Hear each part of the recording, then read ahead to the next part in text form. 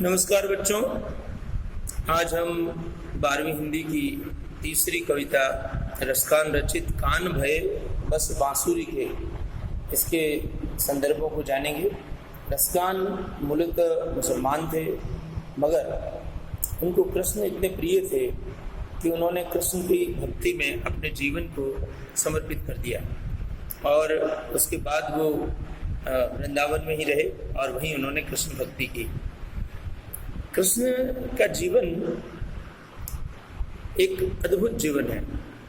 उसमें आपको मनुष्य के जीवन की सारी आनंद और अंतर्वृत्तियां दोनों मिलेगी। रसखान ने बांसुरी और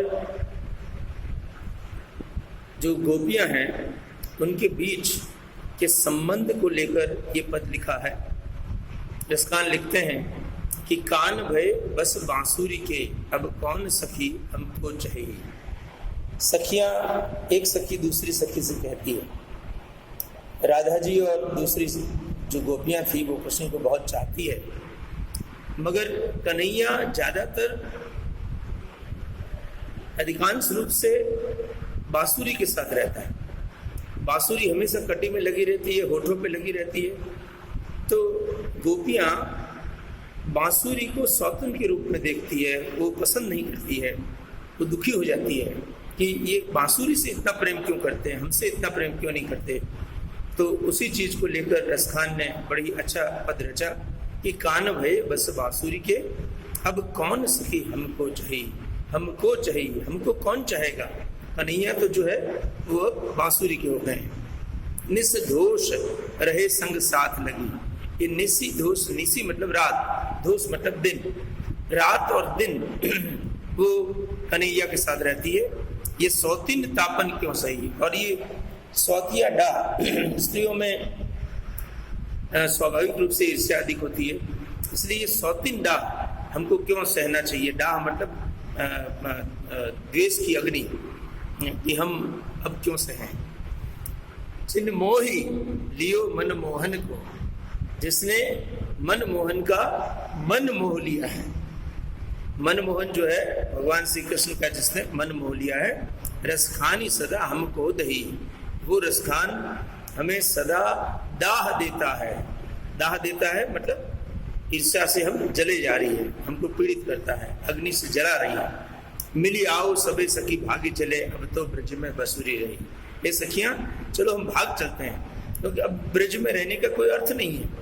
कृष्ण अब बांसुरी के हो चुके हैं, हमसे वो प्रेम नहीं करते हैं, तो अब तो ब्रज में बसुरी रही, अब तो ब्रज में मात्र बांसुरी रहेगी, हमारा यहाँ कोई स्थान नहीं है। तो इस पूरे पद में रसखान जी ने राधा और अन्य सखियों के माध्यम से बांसुरी के प्रति जो ईर्ष्या है, क्योंकि बांसुरी कृष्ण को बहुत प्रिय है, तो वो ईर्ष्या की जो अग्नि, ईर्ष्या की जो आग है, उसको प्रकट किया है।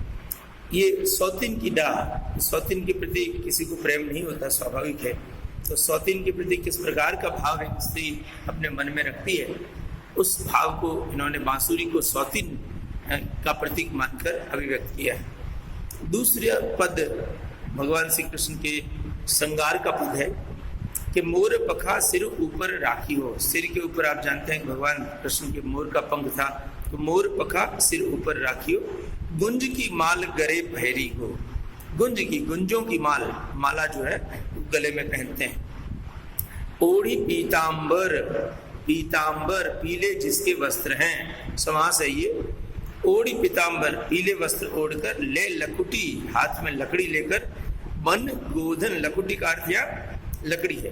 बन गोधन ग्वारन संग फिरोगी। बन, बन मतलब वन, जंगल, गोधन गाय, ग्वारन ग्वालों के साथ, संग मतलब साथ, फिरोगी।